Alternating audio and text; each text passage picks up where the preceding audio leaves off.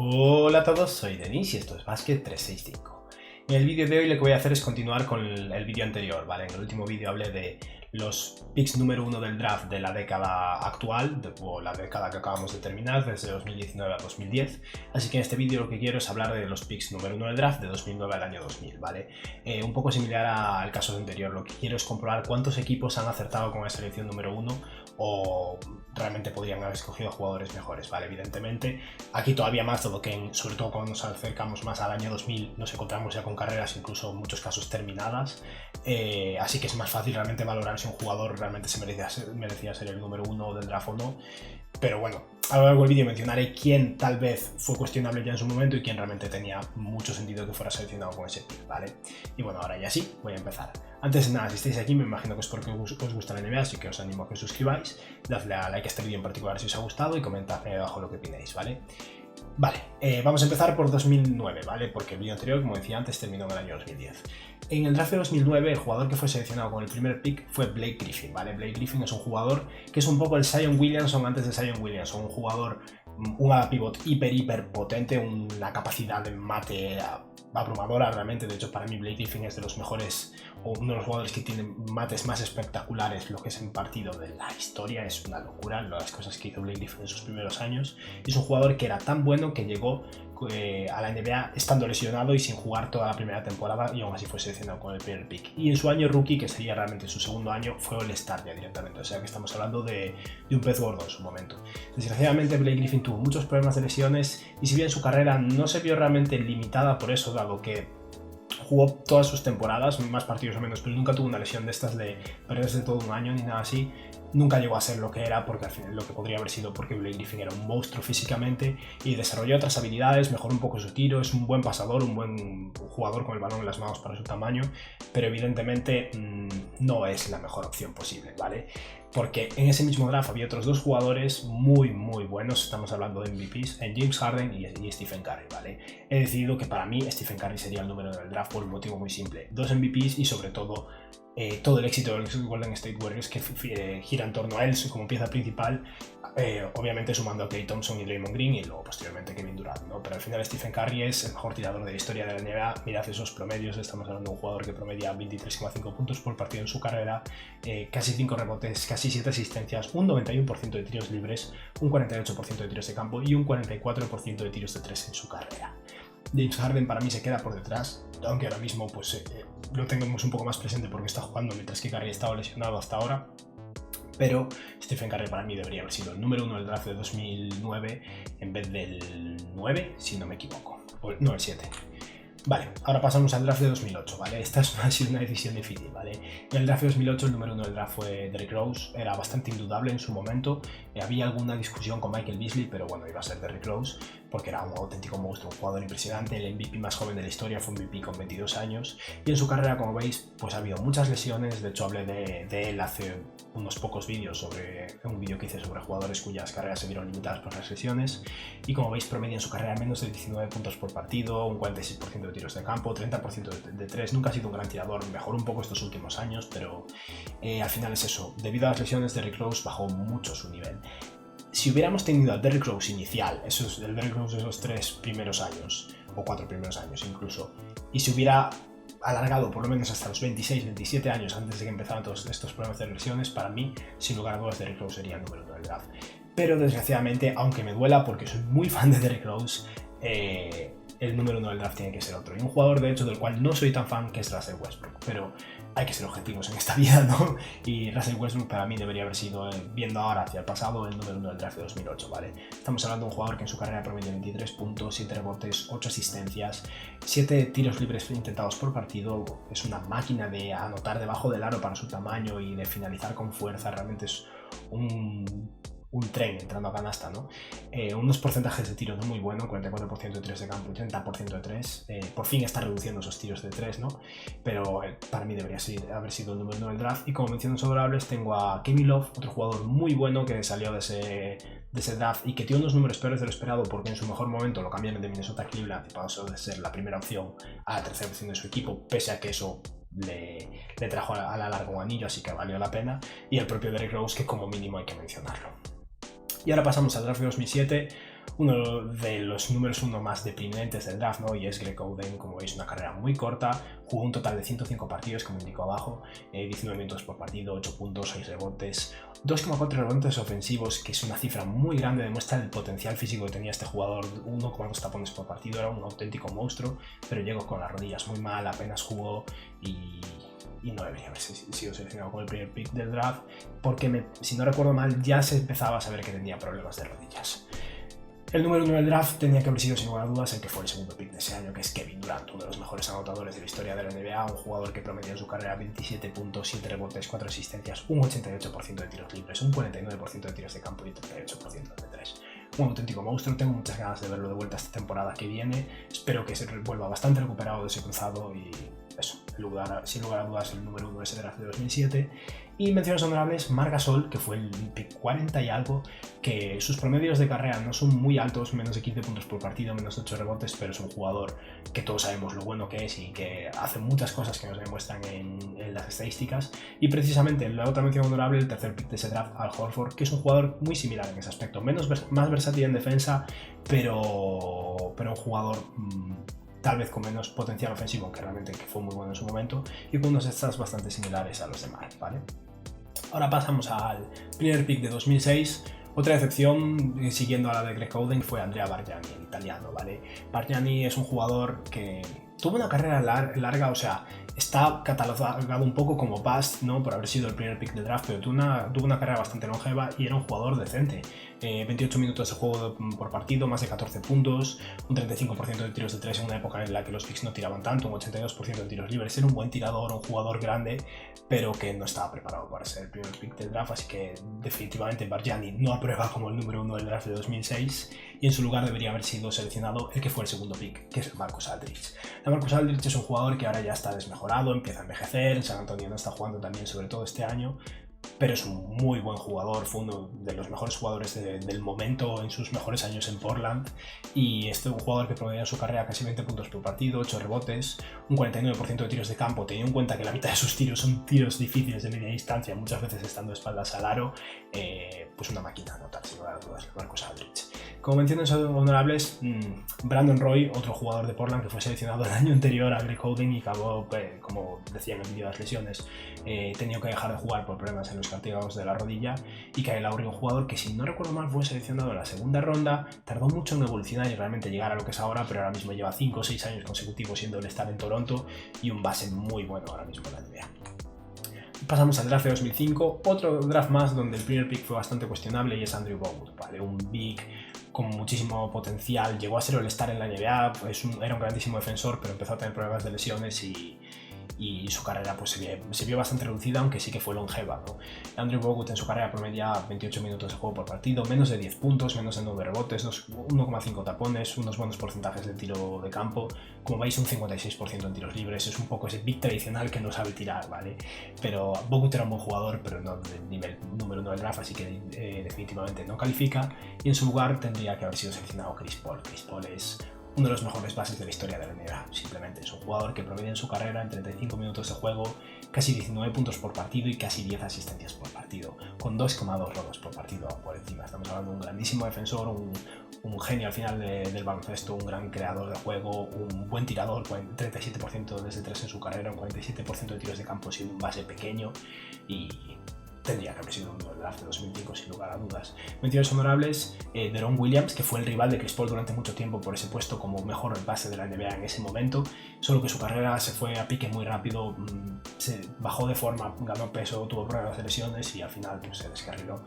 Y Danny Granger, otro jugador que llegó como un jugador más mediocre, promedió creo que 7 puntos por partido en su primera temporada y acabó convirtiéndose en un jugador de 25 puntos por partido en los Pacers, hasta que las rodillas no le permitieron seguir y empezó a bajar de producción hasta que su carrera pues se fue a pique, ¿no?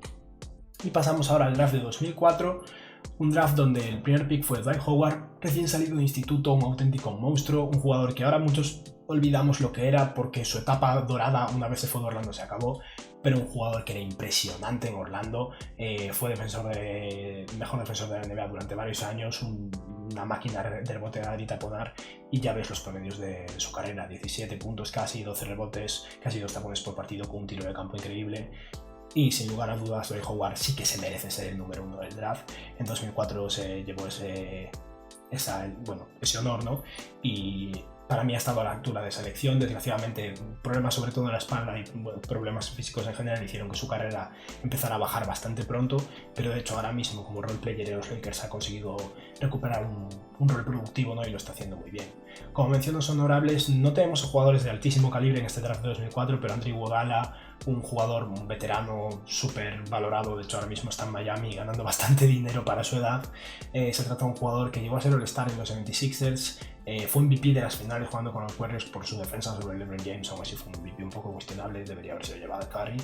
Y luego tengo un jugador que formó parte de los Bulls dorados con Derrick Rose y Joakim Noah, y al final un aldero súper versátil en defensa, un grandísimo jugador en su momento que también debido a las lesiones no tuvo una carrera demasiado larga. Ahora pasamos al draft de 2003, creo que no hay nada que decir aquí, ¿no? El número 1 de este draft fue LeBron James y no hay lugar a dudas de que es el número 1 de ese draft. LeBron James, sus promedios son absurdos, más de 38 minutos de juego por partido en su carrera. Ahora por fin está empezando a dosificar eso, pero es una pasada los minutos que lleva encima ya, ¿no? Con su edad. Más de 27 puntos por partido, tanto 7,4 rebotes como asistencias por partido, 8 tiros libres intentados por partido, es una locura. Un 50% de tiros de campo, un 34% desde 3. Nunca ha sido un triplista de élite, de hecho sus tiros libres tampoco tienen muy buenos porcentajes, pero cuando hace falta los mete y al final es una máquina, uno de los mejores jugadores de la historia, ¿no? Como menciones honorables, hay bastantes. Este draft de 2003 es uno de los mejores de la historia, pero Dwayne Wade y Carmelo Anthony, tengo que dejar fuera a Chris Paul, dado que estoy mencionando a dos en cada caso, pero Wade 22 puntos por partido, Melo casi 24, dos grandísimos de la NBA.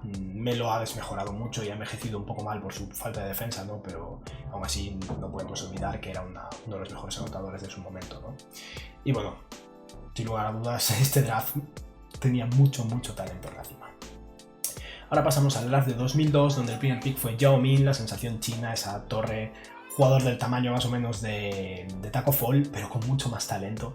Yao Ming, mucha gente se olvida de que como era tan grande, o sea, para mucha gente como Yao Ming era tan grande, simplemente era un jugador grande que machacaba, taponaba y ya está. Y no, Yao Ming tenía toque, como veis promediaba un 83% de sus tiros libres, no tiraba de 3 porque era una época en la que los Bigs no tiraban de 3 y evidentemente no era muy ágil, así que tampoco tendría mucho sentido que saliera mucho al perímetro, pero tenía un buen tiro de buena distancia, un 52% en sus tiros de campo, 19 puntos por partido, 9 rebotes, casi 2 tapones. Yao Ming era un monstruo, al final un jugador muy bueno, que desgraciadamente se rompió el pie con 28 años y ya no pudo volver. Así que esta para mí es la más cuestionable de mis decisiones, pero he decidido que Yao Ming no se merece aprobar como un número 1 del draft porque hay una alternativa que me ha gustado más, también porque podemos ver un poco hacia el pasado y ver lo longeva que fue la carrera de Yao Ming y la de este otro jugador que voy a proponer como número 1. Pero he de decir que esta me parece como mi decisión más cuestionable, así que podéis llevarme la contraria si queréis en los comentarios, ¿vale? Y es que para mí el 1 de ese draft de 2002 debería haber sido Amar'e Stoudemire, un jugador que también tuvo problemas de lesiones, pero tuvo una carrera más larga, tiene unos promedios similares a los de Yao Ming. Era un jugador que en su momento, sobre todo con los Suns de Steve Nash, era muy bueno. Fue muchas veces All NBA, incluso los Knicks jugó muy bien, pero las rodillas le empezaron a fallar y fue desmejorando. Aún así, yo creo que me quedaría con Stoudemire antes que con Yao Ming por un poco esa versatilidad, sobre todo si fuéramos a jugar a una NBA más actual, ¿vale? Menciones honorables del propio Yao Ming, que como decía, son intercambiables, y Carlos Boozer, dado que no hay tampoco tantos jugadores de este draft a los que incluir, y Boozer en su momento era un buen jugador. Pasamos al draft de 2001 con, no sé decir su nombre sinceramente, Kwame Brown, bueno, el mítico jugador al que Kobe Bryant odiaba en los Lakers, vale, no sé cómo mencionar su nombre sinceramente, pero un bust para todo el mundo lo es, era en su momento considerado el peor número 1 de la historia de la NBA, por algo será, ¿no? Tuvo una carrera bastante longeva, he de decir, pero eso, 22 minutos por partido, no llegó a 7 puntos, no llegó a 6 rebotes siendo un big. Conseguía algo de tiros libres para el tiempo que jugaba, unos 3, pero bueno, 57% de tiros libres, un 49% de tiros de campo, siendo un big que solo finalizaba debajo del aro es bastante malo, así que evidentemente no es el jugador que queríamos de uno del draft. Y la alternativa Aquí he tirado un poco de marca local, ¿no? Pero había varias opciones. Es como que no veo un claro mejor jugador de este draft de 2001, pero he decidido quedarme con Pau Gasol, ¿vale? Pau Gasol fue el tercer pick de ese draft. Una carrera muy longeva, de hecho sus stats están bastante desmejorados por estos últimos años, que ha alargado la carrera en lo que ha bajado bastante sus promedios, pero 17 puntos por partido, 9 rebotes, 3 asistencias, un 51% de tiros de campo y un 37% desde el 3. Evidentemente empezó a tirarlos más tarde, pero es un jugador que en la NBA actual hubiera sido versátil, hubiera tirado bien de 3, la verdad, y realmente creo que hubiera brillado incluso más en esta NBA que en la anterior, teniendo en cuenta su capacidad de pase y de creación de juego, ¿no? Pero para mí Pau Gasol sería el número 1 del draft, y las alternativas sería el jugador al cual más me planteé como un número 1, que es Joe Johnson, pero Joe Johnson era como más solo un anotador puro, y he decidido dejarlo como mención honorable con 16 puntos por partido, también porque ha tenido una carrera muy larga y ha desmejorado sus números. Y un caso similar es el de Tony Parker, que con esos menos de 16 puntos por partido, porque su carrera ha sido muy larga, ¿no? Y por último nos vamos al draft del año 2000, el último draft que voy a mencionar en este vídeo, cuyo primer pick fue Kenyon Martin, un jugador que venía muy hypeado en su momento desde la universidad, era teóricamente una máquina y fue una decepción. No fue un bust absoluto, dado que tuvo una carrera larga, longeva y decente, pero estuvo lejos de estar a la altura de ser un número 1 del draft, ¿no? Kenyon Martin, como veis, promedió un poco más de 30 minutos por partido, algo más de 12 puntos, no llegó a 7 rebotes, un porcentaje de tiro de campo un poco mediocre para ser un ala pivot, un 67% de sus tiros libres, un 23% desde 3, y no tiraba tantísimo, pero para la NBA de ese momento aún tiraba algo, o sea que estamos hablando de un jugador que era un titular decente, y solo era eso. Así que como alternativa, dado que él no aprueba como uno del draft, como alternativa tenemos un jugador bastante olvidado para mucha gente, pero que fue muy bueno en su momento, un jugador del cual de hecho me planteo hacer un vídeo en especial sobre él, hablando un poco sobre su historia, y ese es Michael Redd, ¿vale? Michael Redd fue un jugador que jugó casi toda su carrera en los Bucks, fue seleccionado en ese draft del año 2000, donde no hay demasiado talento, me ha costado escoger a los jugadores, y promedia en su carrera 19 puntos, con pocos rebotes y asistencias, dado que lo suyo era anotar, pero era un grandísimo tirador. Como veis, tiró en su carrera más de 4 triples por partido, lo cual en aquella época no era tan normal. Estamos hablando de un escolta muy tirador, pero más tirador anotador. No hablamos de un Kyle Korver, J.J. Redick, sino de un jugador más como el Stephen Curry actual, sin ese talento de creación de juego, ¿no? Un 45% en sus tiros de campo y un 38% desde 3, y es que Michael Redd en su mejor momento llegó a promediar más de 27 puntos por partido. O sea que estamos hablando de una auténtica máquina de anotar, y que para mí se merece haber sido seleccionado como el número 1 del draft de ese año antes que Kenyon Martin, ¿vale? Las alternativas serían el propio Martin y Jamal Crawford. Había otros jugadores de talento similar, pero Jamal Crawford, por lo longevo que es, por lo que ha significado, creo que se merece ser mencionado. En su carrera promedia casi 15 puntos por partido, y tengamos en cuenta que llegó a jugar hasta los 39 años, una cosa así. Así que, no sé, me apetecía mencionarlo. Y con esto hemos finalizado el repaso de los 10 jugadores seleccionados con el primer pick desde 2009 hasta el año 2000, y aquí los veis a todos sintetizados, ¿vale? Para aquellos que habéis visto el vídeo anterior, en el vídeo anterior acabé concluyendo que 4 de los 10 jugadores seleccionados desde el año 2000 a 2019 eran elecciones correctas, mientras que este año, como veis ahora mismo, me he quedado solo con 2. La verdad es que es complicado, ¿no? Pero es que ha habido bastantes selecciones que claramente no deberían haber sido el 1 del draft. Kenyon Martin, Brown, Bogut, Andrea Bargnani, Greg Oden. Kevin Durant debería haber sido el número 1 aún si Greg Oden estuviera sano. Y luego quedan otras más cuestionables, ¿no? Es verdad que el caso de Yao Ming ha sido bastante ambiguo y he decidido yo poner a Stoudemire por encima, pero aún considerando que Yao Ming hubiera sido el número 1 adecuado, estaríamos en 3, y luego podríamos incluso forzarlo hasta 4 si consideráramos que quisiéramos ignorar un poco las lesiones de Derrick Rose y estuviéramos dispuestos a seleccionarlo aún así por encima de Westbrook. Sea como sea, este es el resumen. Como veis, desde mi punto de vista 8 elecciones fueron incorrectas. Y bueno, esto ha sido todo por hoy. He repasado los drafts desde el año 2000 hasta el año 2009 y nada, espero que os haya gustado y que tengáis un buen día. Adiós.